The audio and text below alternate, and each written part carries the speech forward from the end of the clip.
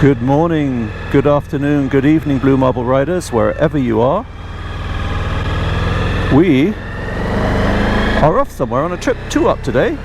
Now, usually we go every summer somewhere, and the last summer, well, I crossed Canada with a new bike on the back of a trailer, but you can go see that. I'll put the link up here. And of course, we've got a whole raft of tours on the Vstrom 2-up camping. If you want to know how to do that, I'll also put a link up here. And you may have to search through a few videos too, because I'm not sure I've included them all in the playlists. But today we're off for a short jump up the island, because we want to see some music. So we're off to Comox to go see a festival. And it's just a short journey, so this will just be a little video of our journey up there, what we see and what we do. My wife is helping me hold the 360 cam up right now because it's misbehaving. So I guess we ought to cut this short, and I'll see you again when we stop for breakfast up in Qualicum Bay. I always forget that on these trips it's a good thing to not gas up the night before you go, but to gas up just after you get going. Make sure you got a full tank, and the reason for that is you get like 5-10 minutes riding, and then especially if you've got your passenger, and that's generally why you might do this, your passenger can get off and adjust anything at the last minute that didn't work for them or they forgot about. So there's another tip. Look at that Kawasaki, looks like the old 650 Z650, the good old-fashioned 4-cylinder one.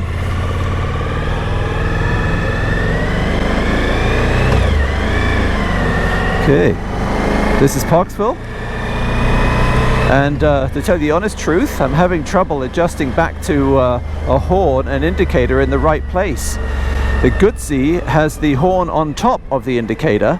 All my other bikes are in the universally accepted position where the indicator is above the horn. So I've a few drivers sort of a bit shocked because I've got the double horn on here, and it really does make a noise when you hit it. And I've had a few people straighten their necks looking around to wonder what on earth that logging truck is doing next to them that they can't see. Very, very beautiful. Not a sunny day today. A little grey and perhaps a little drab, but perfect for not getting baked in the sun. It was 30 yesterday. One thing I've noticed is that since wearing the nice carbon Next helmet, this feels so heavy.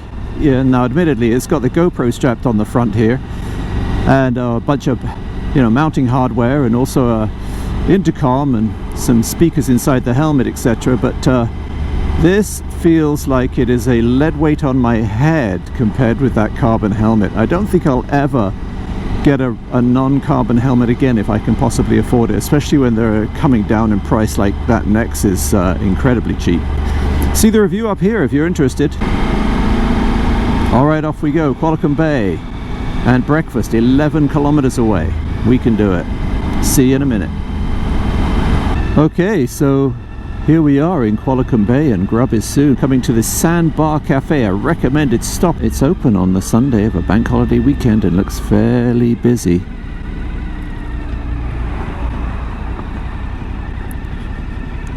We'll go through to the other side where there's often some parking here.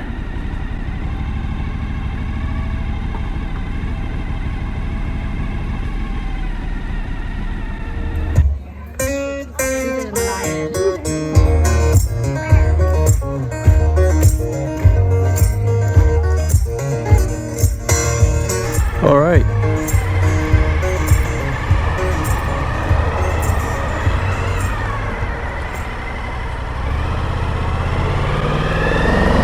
Whoa. That's what I mean by the indicator. Okay, well that was the Sandbar Cafe. What a gorgeous breakfast that was as well. And I had a really interesting chat with a couple in there. Both of them riding. She's on a Virago, and like us, they didn't pack their wet weather gear, and they were wondering if it was really raining where we came from, because that's where they're headed to. We said no. Went past Serious Coffee in Parksville, and there must have been 50-60 bikes outside, all of them classic looking, vintage looking bikes. Well, very tempted to stop, but we have a schedule, depends on where you come from.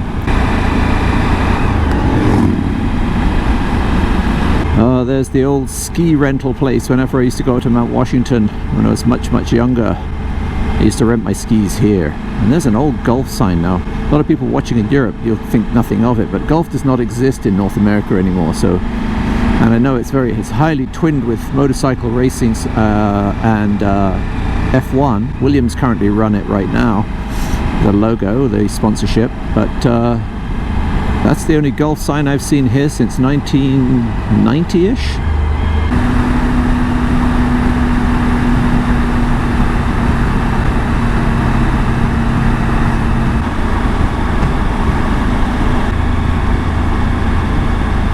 So we're hoping for signs because I don't have my GPS up here. Okay, there was the sign for the Filberg.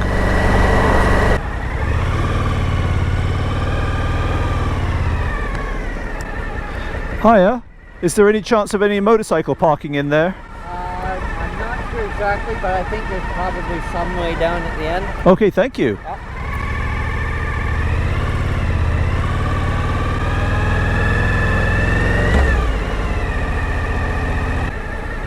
There's some right here. All right, that's nice. Okay, we're here at 12:30. This is my song Lion.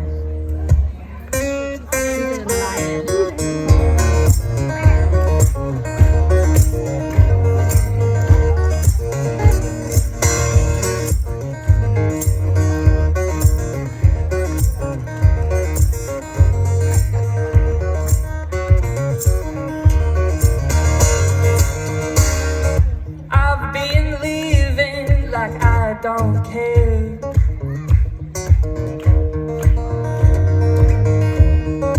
Eating trash cans and drinking till I'm dead. And I live on my screen more than I'm outside. I got to meet the man himself about 12 years ago, and he was a real gentleman, and he leaves behind quite a legacy. So in tribute to Gordon Lightfoot, I thought it might be nice to take another run at this song. In the early morning rain, with $1 in my hand, and an aching in my heart, and my pockets full of sand.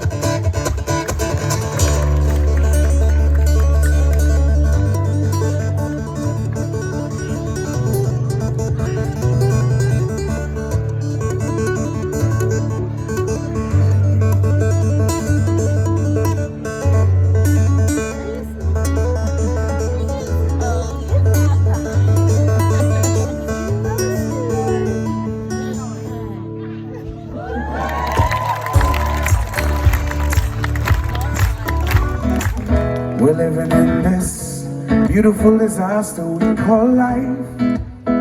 Living in a beautiful disaster we call life. I am a beautiful disaster. I'm just an old island soul. All this hustle and bustle sure has taken its toll. I'm just an old island soul. All this hustle and bustle sure has taken its toll. This is love. I'm just an old island soul. All this hustle and bustle sure has taken its toll.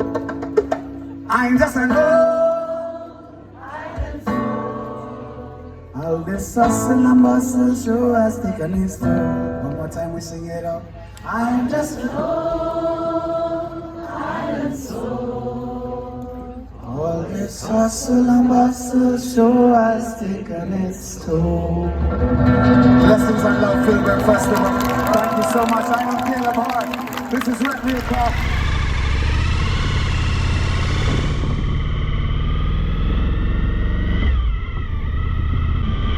Okay, so that was the Filberg Festival. Wow, what an absolute delight that was. It was absolutely amazing. Ended with Jill Barber, someone I'd never heard before but my wife knew all about. But before her was Steph Strings, who, wow, what a guitarist. Simply, absolutely amazing guitarist. Well, ladies and gentlemen, the Filberg Festival was absolutely fantastic. From the artisans, who really high-end, hundreds of vendors, beautiful stuff from instruments, musical instruments, to fine metalwork, all sorts of interesting things there, anything. The food was amazing, but above all, the acts were top quality.